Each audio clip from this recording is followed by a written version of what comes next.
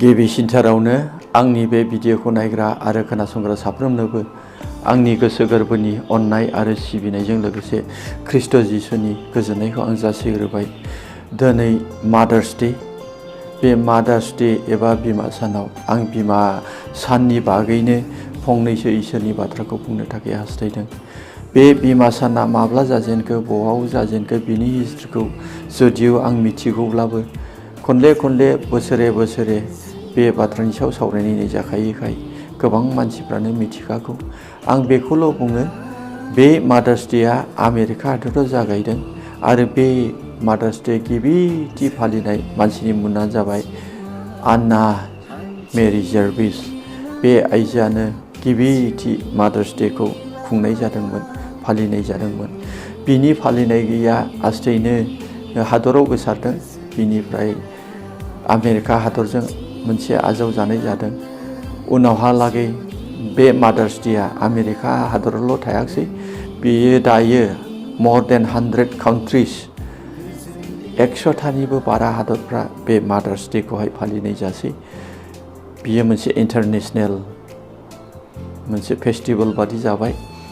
बेयाव हिन्दु खृष्टाननि बाथ्रा गैया, नाथाय बयबो बे सानखौ बिमा सान होननानै फालियो। नाथायब्ला जोंनि बड' बेप्टिस्ट चार्च एस'सिएशन आन्डार चिरां डिस्ट्रिक्ट गासै 254 चार्चफोरा बेखौ दिनैहाय बिमा सानखौ फालिदों।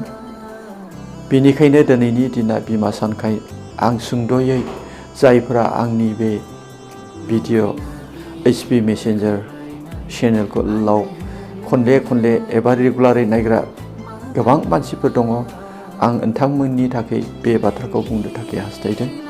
दिनै बिमा सानाव आङो गिबिसिनथारावनो आंनि गोसो गोरबोनि अननाय सिबिनायजों लोगोसे आङो साफ्रोमबो बिमानो आंनि खुलुमनायखौ जासिग्रोबाय।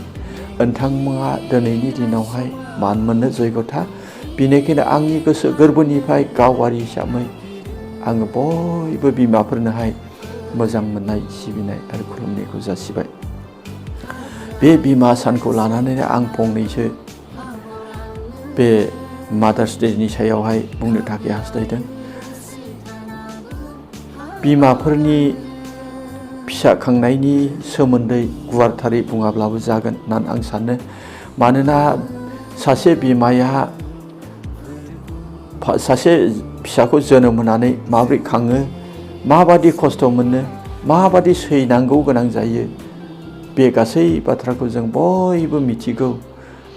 सासे गथ'नि बिमाया माबादि खस्थ'जोंहाय गथ'खौ दाखांनांगौ, खांनांगौ, जाहोनांगौ, लोंहोनांगौ, लोमजानाय साजानायाव गाव लोमजायाब्लाबो गथ'नि लोमजानायफोरजोंनो लोमजानायफोरबादि बेबादि सैनांनायजोंहाय खस्थ'जोंहाय बिमाफ्रा दिन थांनांगौ जायो।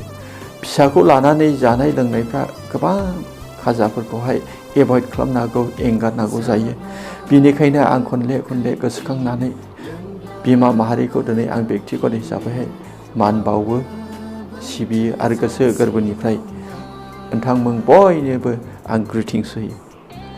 आङो सासे लोगोनि बाथ्रा बुंनो थाखाय हास्थायदों। आंहा सासे आंगो लोगो दं हाइ स्कुलाव फरायनाय समाव। बिथाङा इन्जिनियार जानो थांबाय। बिनिफ्राय आंथ' बेबादिबो रोङासै, नाथाय बिथाङा इन्जिनियार जानानैहाय भारतआव थायाखसै। दा बिथाङा आरबनि काटार होननाय जाय हादरना बयनिख्रुइ पृथिबिनि धोनिसिन हादर, बे हादरावनो बिथाङा साख्रि मावनानै दङ। गोबाव सम जों कानेक्सन गैलाया, गोबाव सम जोङो खबर लालायाखसै मोजां गाज्रि। जोंनि फिसाफ्रा हाबा जाबाय, देरबाय, साख्रि मावफ्रुलायबाय। दा नैबे बोराय बैसोआव कयेक बोसोरनि सिगां, बोसोरसेनि सिगां कर'नानि समाव बिदिनो बिथाङा आंनि नाम्बारखौ बङाइगावआव नागिरहरना लोगोफोरनियाव नागिरनानै खुनुरुखुम मोनदों। मोननानैहाय आंजोंहाय SMS जोंहाय रायज्लायहरबाय थादों। बिथाङा जाबाय खरकेसर नार्जारि, आमथिखा अक्सिगुरिनि। बिथांहा गथ' सानै दङ। बिनिफ्राय बिदिनो गोबाव सम मेसेजजोंल' रायज्लायबाय। नाथाय थांनाय ख्रिस्टमासाव बिथाङा फन खालामनानै मोजां गाज्रि गोबावथार रायज्लायनाय जादों बिथांजोंहाय। बिथाङा आंनि न'खरनि गथ'नि सोमोन्दै खबर लाहरदों, माब्रै दङ, माब्रै जाखो, मा मावो, हाबा जाबायना जायाखै, गासै खोथाफोरखौ रायज्लायदों। बिनिफ्राय आंबो बिथांजों बेबादिनो गथ' साबसे मा खालामा रायज्लायदों। जोबथानायाव आं फंसे खोथा बुंदों, नोंथाङाथ' पृथिबिनि बयनिख्रुइबो धोनिसिन हादर काटारावहाय साख्रि मावबाय, थाखा फैसा धोन दौलतनि बाथ्राखौ दोनथ'दो नोंथां, बयनिख्रुइबो साननांगौ बाथ्राया जिउनि बाथ्रासो। थाखा फैसा नों गथै संसारखौ मोननानैबो नोङो जिउआ गोमादोंला मा लाब बाइबेला बेबादि बुंनायखाय आं नोंथांखौ सिदायै सोङो, नोंथांनि ख्रिस्टान लाइफआ माबोरै दं दालाय? बिथाङा बुंबाय, आंनि ख्रिस्टान लाइफआ मोजाङैनो दङ, थिगैनो दङ इसोरखौ खुलुमनाया, नाथाय आंनिख्रुइ बांसिन आंनि हिन्जावा धार्मिक।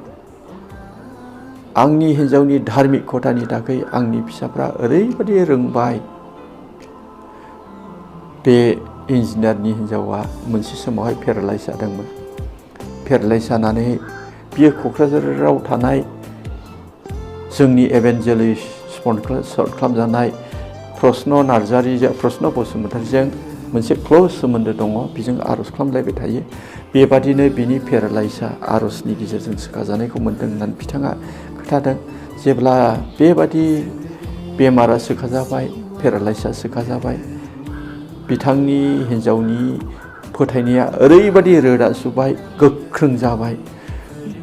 बे बिथांनि हिन्जावनि फोथायनायनि धार्मिकताजोंनो बिनि फिसाफ्रा, आंनि फिसाफ्रा गासैबो दाखांजोबजाबाय। आंनि फिसाफ्रा ओरैबादि मोजां मोजां स्कुलाव एडमिसन मोन्दों, ओरैबादि मोजां रेंक पास जादों। बिनिफ्राय स्टुडेन्ट समावनो बिसोरो साख्रि कल मोन्दों। नैबेबादि बे गासैबो बिमानि धार्मिकतानि थाखाय। बिनिफ्राय सोंबाय आङो, बहा थायो? गावथ' काटाराव थायो, आरबनि काटाराव, हिन्जावा दिल्लीयाव थायो। फिसाज्ला गेदेरसिना लण्डनाव थायो, साख्रि मावो। आरो बे फिसाज्ला गेदेरने सोंखाबाय, रिं मेरिज जाबाय। बियो जाबाय सिक्किमनि स्किमिस्ट। बे स्किमिस्टआ सिंगापुरावहाय थायो, बेबो साख्रि मावो। ओमफ्राय फिसाज्ला उन्दैया सुइजारलेण्डआवहाय साख्रि मोनबाय। लास्टआवहाय बिसिनि थानाया सुइजारलेण्डआव जागोन होननानै आंनो खोन्थादों। बेनिफ्राय आं बिराद खुसि मोनबाय। बियो आंनो फट' हरबाय, फिसाफोरनि फट' हरदों। बे फट'फ्राव माबा मोनसे प्रेजेन वर्शिपनि बेबादि प्रेजेन वर्शिपआव पार्टिसिपेट खालामनाय फिसाफोरनि फट'खौ दा आं बिराद खुसि जादों।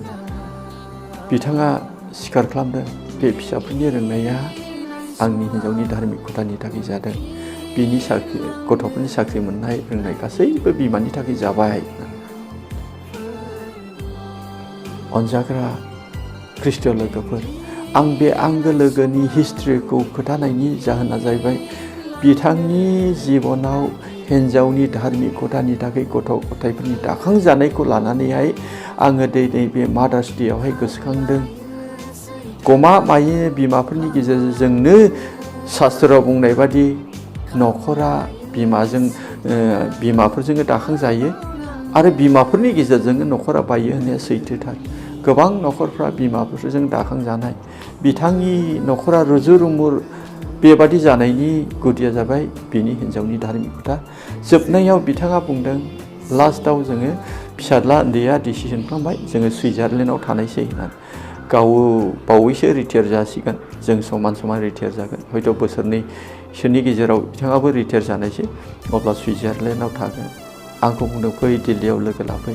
आं बुंदों, नङा, आं गामि गोथौनि मानसि, आं दिल्लीसिम नोंथांखौ आलासि जाहैनो थाखाय आं बेबादिखौ हाया, आं थाङा।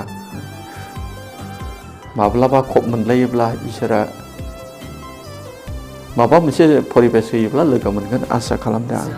दा बेनि गेजेरजों आं मादार्स डेआव साफ्रोमबो बिमाखौहाय मान होनायजों गोसोखांदों। साफ्रोमबो बिमायानो बेबादि एसेबांखिनि मावनो हायाखैब्लाबो नोंथांमोना गथ'सारि जाहोनानैहाय गथ'खौ खांनायाव, फेदेरनायाव, नोंथांनि गिदिर आखाइ थायोखाय दिनैनि सानाव आङो नोंथांमोनखौहाय बाख्नायो आरो नोंथांमोनखौ बे मादार्स डेनि गेजेरजों मान होयो। बुङोब्ला गोबां बिमाफोर दं, आं नाम बुंनो उसुबिदा मोनदों। जोंनि उसुं खाथियाव थानाय मण्डलिफ्राव आं मिथिनाय बिमा दङ, जाय बिमानाखि गावनि फिसाज्लानो मोजांथार साख्रि होनो हाबाय, जाय बिमायानाखि गावनि फिसाजोनो मोजांथार बेबादि साख्रि हाइ स्कुलाव मावनो थाखाय खाबु मोनबाय। खारना जाहैबाय बिमानि नाजानाय। बिमाया माबा मोनसे फिसाफोरनि गाहामनि थाखाय संदाननानै नागिरनायाव बेफोरबायदि दाखांजानायखौ मोननो हादों। बयबो बिमाफ्रानो बेबादि मावनो हायाब्लाबो बिमाया बिमा। दिनैनि दिनाव मान मोनो जयगथा। गोबां खस्थ' लानायजोंहाय गथ' सारि जाहोनानैहाय गथ'खौ खाङो फेदेरोखाय दिनैनि बे बिमा सानावहाय आं गथ'फोरनि थाखायसो बे मादार्स डेनि गेजेरजों फंनैसो परामर्श होनो थाखाय सानदों। बेनो जाबाय, आं माखासे जाथायफोरखौ खोथाबाय। बिमाफ्रा माबादि खस्थ' लायो आरो माबादि बेबादि फेदेरनायाव खस्थ' मोननांगौ जायो, बे गासैखौ लानानैहाय दिनैनि बिमा सानावहाय शास्त्रनि बोसोनजों बिनिखायनो फिसाफ्रा बिमाखौ मान होथारनांगौ होननानै आं फंनैसो बुंनो थाखाय हास्थायदों। एफेसुसनि चेप्टार 6 भार्स 1 आव नायोब्ला, फिसाफोर नोंसोर बिमा बिफानि बोसोनफोरखौ मानिथारनांगौ। बाइबेला फिसाफोरखौ बिमाफोरखौ मान होथारनांगौ होननानै बोसोन होदों। बेनिखायनो बे बोसोनखौ लानानै आं फिसाफोर, बिसौफोर, गथ'फोर साफ्रोमबो मानसिखौ, जायफोरहा बिमा दं, बिमाखौ मान होथारनांगौ होननानै आङो बे शास्त्रनि गेजेरजों बोसोन होदों। जाय मानसिफ्रा बिमाखौ मानिगोन, बिमानि बोसोनखौ मानिगोन, बे मानसिखौ इसोरा अनो आरो इसोरा बोर होयो। खनले खनले बाइबेलाव गोबां पदफोर दङ बिमा बिफाखौ मान होनाय, नाथाय आं मोननैसोल' बुजिनो थाखायल' पदफोरखौ लाबोदों, गोबां बुंनाय नङा। कलसिया चेप्टार 3:20 आवबो नायोब्ला बिमा बिफाखौहाय मान होनो थिननाय बाथ्राखौ जों बेयावबो नुयो। फिसाफ्रा बिमा बिफाफोरखौ मान होथारनांगौ होननानै शास्त्रआ खनले खनले बुंदों। बेनिखायनो अनजाग्रा फिसाफोर, दिनै बे मादार्स डेनि गेजेरजों बिमाफ्रा गोबां खस्थ' लानायजों नोंखौ खांनायाव, नोंनि लोमजानाय साजानायाव नोंखौ लानानैनो बिमाफ्रा जानांगौखौ, मोनजानांगौफोरखौ एभयड खालामनानै जायालासे थानानै फिसाफोरखौ बेबादि लोमजानाय साजानायनिफ्राय, निदाननिफ्राय रैखाथि मोननो थाखायनो गोबां समाव बिमाफ्रा जानो गोनां गोथाव खाजाफोरखौबो एंगारनो गोनां जायो। बेनिखायनो फिसाफोर, आं दिनै बे मादार्स डेनि गेजेरजों नोंसोरखौ बोसोन होयो, नोंसोर बिमा बिफाखौ मानिथारनांगौ। बेयो आं थिननाय नङा, बाइबेलनि बोसोनानो फिसाफोरखौ थिनो। जाय फिसाफ्रा बाइबेलनि बोसोनखौ गोसोआव लाखिनानै बिमा बिफाखौ मान होगोन, बिमाफोरखौ दाव खालामगोन, बे मानसिनि जिबनावहाय बोर गोनां जागोन। बेनिखायनो आङो नैथियाव बुंनो थाखाय हास्थायदों, मान होथारनांगौ, मानिथारनांगौ 1 नम्बराव, दानिया मान होथारनांगौ। एफेसुस चेप्टार 6:2-3 आव नायोब्ला बेयावहाय फिसाफोरखौ मान होथारनांगौ।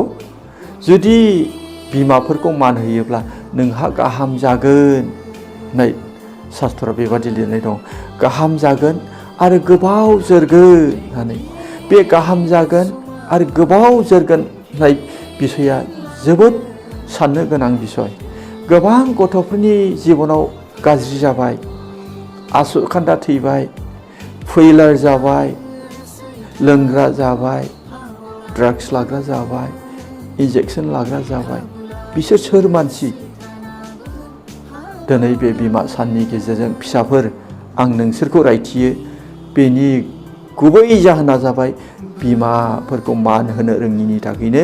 जाय गथ'आ बिमाफोरखौ मान होनो रोंनाय नङा, मान होआ, बे गथ'फ्रासो बेबादि जाग्रा, बेबादि लोंग्रा, इन्जेक्सन, जिबनाव फैलार, फरायनाय आरो थांनानै थानाय गासैयाव फैलार, धन सम्पति आद्रि खालामग्रा बे गथ'फ्रासो जायो।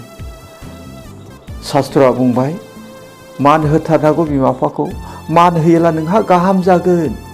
बे गाहामा जाबाय नों मोनफ्रोमबो बिषयाव आशीर्बाद गोनां जागोन, नोंनि थांखिफ्रा जाफुंगोन, नोंनि देहा साइस्थ'फ्राबो बेराम गैयै गोग्गो बेराम मोनगोन, गाहाम जागोन नालाय। नों साइस्थ'बान सासे गोग्गो देहानि लाइमोन जागोन, नोंनि फरायनाया जाफुंगोन, नोंनि उना गोजों जागोन, नोङो समाजाव बयजोंबो बाख्नाय जागोन, अनजागोन। उमुकनि फिसाज्लाया बेबादि फरायनायाव थिग, आखल आखुआव थिग, इसोर सिबिनायाव थिग, गाहाम जागोननि ओंथिया बेनो। आरो नैथियाव जाहैबाय गोबाव जोरगोन बावसो। बिमा बिफाखौ मान होयोब्ला गोबाव जोरगोन। गोबां गथ'फ्रा जोराखसै। सोरहाबा हाइ स्कुलावनो लामा गेजेराव सौदुरनानै थैबाय, सोरबा कलेज फरायदोंमोन बबेबा दंफाङाव सौदुरनानै थैबाय गावनि बाइकजोंनो, रावबो बुथाराखै, गावनि बाइकजों गावनो सौदुरनानै थैबाय। गोबाव जोरगोन नों शास्त्रआव, मानो जोराखसै बिसोरलाय? खारना बेखौनो बुङो आं फिसाफोर, बिसौफोर, दिनै बिमा सानावहाय आं नोंसोरखौ थुलुंगा होदों, नोंसोरो नोंसिनि बिमाफोरखौ मान हो, अब्ला इसोरा जबान होबाय नै गाहाम जागोन आरो गोबाव जोरगोन। गोबां मानसिफ्रा आलाय आथानि थैबाय। बे थैनाय मानसिफोरखौ खबर लायोब्ला बिसोरो बिमाफोरनि बोसोन लाया, बिमाफोरखौ अननो रोङा, बिमाफोरखौ मान होनो रोङि मानसिफोर बिसोरो। बे बोसोन लायैनि थाखायनो गावनि गारिजोंनो लामा दथा आलाय आथानि थैनो गोनां जादों। बाइबेला बुंदों गाहाम जागोन, गोबाव जोरगोन। बेनिखायनो फिसाफोर, बिसौफोर, आङो अननायजों इसोरनि बाथ्राजों नोंसोरखौ खावलायदों, नोंनि बिमाया जाम्बि जाथों, नोंखौ जोनोम होनायखाय नों मान होनांगौ। नोंनि बिमाया महर गैया जाथों, नों बिखौ मान होनांगौ। नोंनि बिमाया लेखा रोङा जाथों, सानस'नो हायाब्लाबो नोंनि बिमाया नोंनि बिमाखा, इसोरा मान होनो थोनदों। इसोरा नोङो नोंनि बिमा जाम्बिखौ मान होयोब्ला इसोरा नोंखौ बोर होगोन। गोबां मानसिफ्रा बिमाखौ नायनानै बिमानि रोङै रायैखौ आसि थुयै थुयै रायो, सोंखारियो, जाम्बि, रोङा, जेबो बुजिया, हामा। फिसाफोर, आं नोंसोरखौ दिनै बिमा साननि गेजेरजों बुंदों, हामा। इसोरा नोंसोरनो बेखौ अधिकार होआखै। इसोरा बुंदों नोंसोरो मान होथारनांगोन नोंनि बिमाखौ, जाम्बिलाबो, लेखा रोङाब्लाबो, बुजिनायाव सहैजोबाब्लाबो नोङो मान होथारनांगोन, अब्ला नोंहा गाहाम जागोन, नोङो संसाराव गोबाव जोरनानै थागोन। जोबथानायाव आं फंसेल' खोथा बुंनोसै। अनजाग्रा फिसाफोर, बे मादार्स डेनि गेजेरजों बेखौनो आं बानजायदों, नोंसोरो बिमाफोरखौ अनथारनांगोन। 1 नम्बराव मानिथारनांगोन, 2 नम्बराव मान होथारनांगोन, जोबथानायाव अनथारनांगोन। बोसोन बिजाब चैप्टार 23 verse 22 नि गाहायाव नायोब्ला बेयावहाय फिसाफ्रा नोंनि बिमाया जेब्ला बुरै जायो अब्ला अनथारनांगोन। गोबां बिमाफोर अन्थाव बाथाव, आलाय आथानि, जेबो अननाय मोना, जेबो हेफाजाब मोना। नोंखौ उन्दै समाव नोंखौ खांनायाव गोबां जानाय लोंनायखौ नागारबोनांबाय, नोंखौ फोथांनानै दोननो थाखायनो बेराम आजाराव सैफानांबाय, नोंनि बेमार आजार जानायावनो नोंनि बिमा सैफानांबाय। बेनिखायनो बाइबेला बुंदों नोंनि बिमाया जेब्ला बुरैयो नों बिखौ अनथारनांगोन।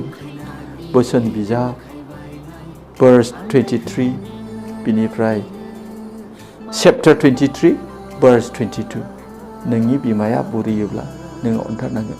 गोबां मानसिफ्रा लेखा रोंगौनानैहाय बिमानि अबस्थाखौ नायनानैहाय जानगारनानै बिमाफोरखौ जोथोन खालामा। नाथाय बयबो खालामा, आं बेखौ बुंनो थाङा, गोबां मानसिया खालामो, अनो, साफा सानै मानसिफ्रा बेबादि। बिनिखायनो आं बिथांमोननि थाखाय बे बाथ्राखौ बुंदों जोङो बिमाखौहाय अनथारनांगोन बियो बुरै जाब्ला जोङो अनथारनांगोन बाइबेला जोंखौ अननो थिनदों फिसाफोर फिसौफोर बिनिखायनो नोंसोरो नोंसिनि बिमाखौ बुरैब्लाबो मुगैथाव अबस्थायाव मुगैनो नाङा नोंखौ जेब्ला खांदों खिदेरदों हासुदेरदों नोंनि बिमा नोंखौ मुगैयाखै बिनिखायनो बिमाफ्रा जेब्ला बुरैबाय बिसोरबो खिदेरगोन हासुदेरगोन उन्दै गथ'फोरनि बिमाफोरखौ दा मुगै जोथोन ला फिसाफोर गेदेरथार बोर मोनगोन जोबथानायाव बेखौनो बुंबाय आङो बोसोन बिजाब चेप्टार 5 verse 17 नोंसिनि फिसाफ्रा हेफाजाबनि थाखाय देरथों होननानै बिमा बिफाखौ बुंदों जोंनि फिसाफ्रा जोंनि हेफाजाबनि थाखाय देरथों बिनिखायनो नोङो जेब्ला खामायो नोङो जेब्ला न'खर लुखांनो हायो बिमा बिफा मावनो हायि जायो थाखा फैसा गैया जायो खामायनो रोङिखाय जेबो गैया जायो अब्ला बोराय अबस्थायावबो गोबां बिमा बिफाफ्रा दखानाव थांनानै साहा कापसे लोंनो थाखाय माबा मोनसे मेथाइ गोदै जानो थाखाय हास्थायनाय थायो खोनादों आं खोमाजों बिराद आफसुस खालामो बिफा बोरायबाय दा अबस्थाया मावनो रोङिखाय फैसा गरसेबो दैनो मोननायनि बेबस्था गैले मोनला बियो दखानाव थांनानै माबा मोनसे गोदै बुस्थु जायगौ साहा दखानाव साहा लोंहैगौ आसा खालामो बोरायनायखायनो जायो लोङो थाथों फिसाज्ला गरसे होयै बेबादि अबस्थाखौ आङो खोनादों आरो बे मानसिखौ आं नुयो बाइबेला बुंबाय नोंनि फिसाफ्रा नोंनि हेफाजाबनि थाखाय देरथों बेनो इसोरनि बोसोन सिफायनाया नोंसोरो देरबाय लावबाय खामायनो हाबाय नोंनि बिफा नोंखौ मावख्रुबनानै जाहोबोदोंमोन गोदो दा मावख्रुबनानै जाहोरोंले नों जाहोनागौसै बियो साहा कापसे लोंनो लुबैदों बियो खाथिनि दखानाव थांनानै मेथाइ जाहैनो लुबैदों नोङो बिनोहाय दै हो 50 थाखा 100 थाखासो दै हो नोङो माबोरै थानो हाखो बिमा बिफानो गरसे होआलाबानो इसोरनि देखौहाय नों गोरोन्थि खालामदों बिनिखायनो अनजाग्रा फिसाफोर बिसौफोर दिनैनि बिमा सानावहाय बिमाफोरखौ मान होनो थाखाय आं फिसाफोरनि सायावहाय बे बोसोनथिखौ लाबोदों बेनिखायनो जायफ्रा खोनासंनानै बे बाथ्राखौ आजावगोन इसोरा गेदेर बोर होगोन नोंथांनि जिबनाव नोंसोरनि जिबनाव गाहाम जागोन गोबाव जोरगोन थाब थैनाया इसोरनि इसा नङा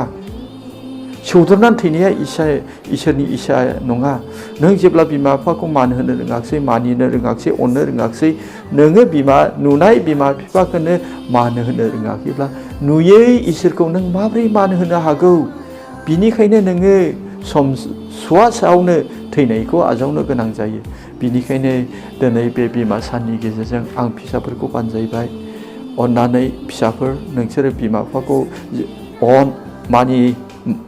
मान हो अनथारनांगौ आरो हेफाजाब हो जेब्ला बोरायो बुरैयो बिसोर गरसेबो खामायनो रोङा जायो बिसोरनो जानो लुबैनायफोरखौ सों मा जानो लुबैदों बिसोरो बहाबा थांनो लुबैनायफोरखौ सों बिसोर बहाबा थांनानै एसे खुसि जानो इस्सा जादों नामा सों बेनिखायनो आङो दिनै बे मादार्स डेआव जोबनायाव साफ्रोमबो बिमाफोरनो आंनि गोसो गोरबोनि अननाय सिबिनाय खुलुमनायखौ होनानै आङो इसोरनि बाथ्रा बुंनायखौ बेयावनो दोनथ'बाय साफ्रोमबो गथ'फोरनि सायाव बिमाखौ मान होनो हाग्रा जाथोंसै जाय जोहोलावफ्रा लाइमोनफ्रा आंनि बे सारमनखौ खोनासंदों इसोरा नोंखौ बोर होथों आरो नों बिमाफोरखौ मान होनो हाथोंसै आमेन।